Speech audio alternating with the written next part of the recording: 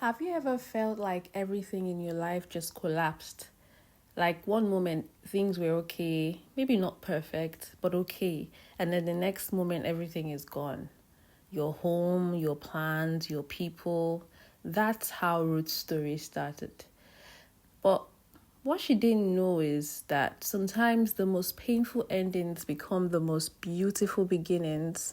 So let me tell you a story. Let me tell you a story about Ruth. A long time ago, there was a woman named Naomi. She lived in Bethlehem with her husband and two sons. One day, famine hit the land, no food, no help, no hope. So Naomi and her family moved to a place called Moab, a foreign land full of people who didn't serve the God she knew.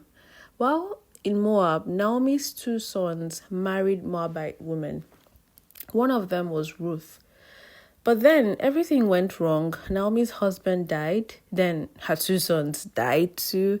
Now Naomi was left with only her and two daughters-in-law, Ruth and Orpah. Imagine that. Three women, no husband, no children, no future, just grief. So one day, Naomi heard that the famine in Bethlehem was over. She decided to go back home.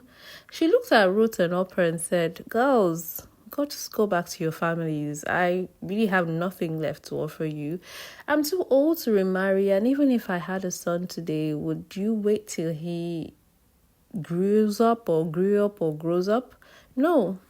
So just go and live your lives, honestly. I mean, you've been good to me, so just go. And they all cried. Oprah kissed Naomi goodbye and went home. But Ruth held on to her and said something so powerful, so deep. We even still quote that today. She said, "Don't ask me to leave you. Where you go, I will go. Where you leave, I will leave. Your people will be my people, and your God will be my God." If you go to Ruth 1 verse 16, you see that. Ruth chose loyalty over comfort. She chose love over logic. She gave up everything familiar to follow Naomi and Naomi's God. That was more than friendship. That was covenant, honestly. So when they got back to Bethlehem, people started whispering, "Is that not Naomi? She looks so tired, so old, so bitter." Naomi said, "See, don't call me Naomi. Call me Mara. It means bitter. Because the Lord has made my life bitter," she said. She had, lost hope. She felt empty. But what she didn't know was that God was not done with her, not even close. So now, Ruth didn't just, sit around sorry for herself. No, she told Naomi, "I'll go into the fields and pick up leftover grains. Maybe someone will be kind, who knows." And in those days, poor people were allowed to gather the scraps left behind by harvesters. So Ruth went, and guess whose field she ended up in? Boaz, a wealthy, respected man and a relative of Naomi's late husband. But Ruth didn't even know that she was just doing her best to feed herself and Naomi. So Boaz noticed her. He asked his workers, "Who is that young woman?" And they told him, "Oh, that's Ruth. Ruth has been kind to Naomi, and how she came back." They also told Moab about that. Boaz went to Ruth and said, "Don't go anywhere else. So stay in this my field. I told my men not to touch you. You're safe here. Maybe God bless you for your kindness and loyalty." So when Ruth came home that night with the basket full of grains, Naomi was shocked, Where she was like, where did you walk today? She asked Ruth. Of course, Ruth said, "A man named Boaz." Oh, Naomi's eyes lit up. She said, "Boaz, he's one of our family redeemers." Now, let me explain that. Back then, if a woman's husband died, the closest male relative could redeem the land and marry her to keep the family's name alive. And that man was called like a kinsman redeemer, And Boaz was one. So Naomi made a plan. She said, "Ruth, rush up, put on perfume. Tonight Boaz will be working late at the threshing floor. Go there, wait until he's asleep, and then lie at his feet. Ruth, as usual, obeyed. Not because she was desperate or no, but because this was their tradition. It was her quiet way of saying, if you're willing to care for me, I'm here. I trust you.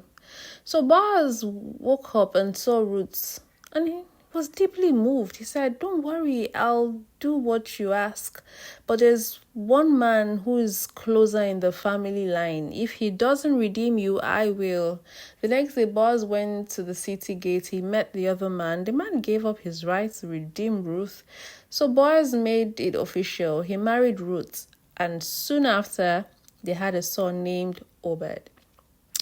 Obed became the father of Jesse. Jesse then became the father of David, and David's line came Jesus Christ. Imagine that, a widowed foreign woman who lost everything became the great grandmother of the Messiah. Wow. Because of her faithfulness, her loyalty, and her love. So what can we learn from Ruth? God sees you even when life feels empty. If you go to Psalm 34 verse 18, it says the Lord is close to the brokenhearted. Another thing you can learn there is loyalty and faithfulness opens doors.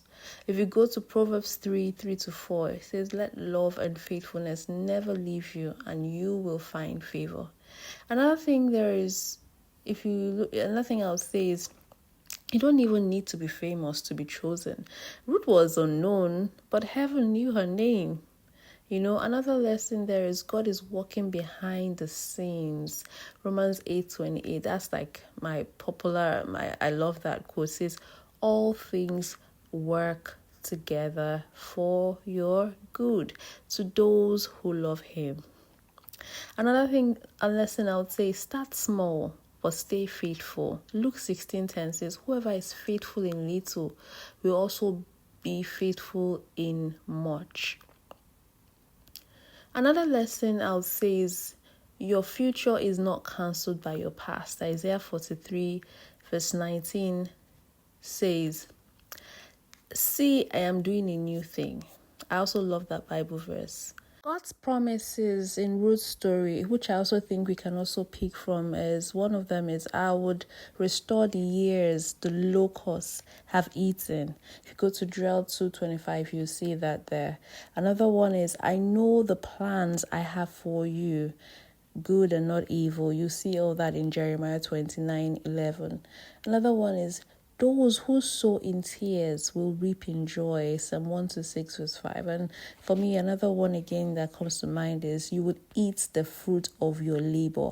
Blessings and prosperity will be yours. If you go to Psalm 128 verse 2. So if you feel, or if you've ever felt like Ruth, or if you've ever been through loss or felt forgotten, or you feel like you don't matter, or your story or whatever you've gone through does not matter, I want this Ruth story to remind you that God is still writing. He's not asleep. He neither sleeps nor slumber. You may not see the ending yet, but the author hasn't stopped. And we all know that he's the author and finisher of our faith. And he hasn't stopped. And when he is done, oh my God, you'll be glad. You'll be glad you were patient. And when he's the one writing your story, it always ends in grace. Like this story, comment, God's not done with me yet. Share this with someone who needs hope. And please don't forget to subscribe. It's free, because the next story, it could be yours, and you don't want to miss out on this lovely, beautiful stories. Thank you so much for listening. Have a wonderful day. Bye.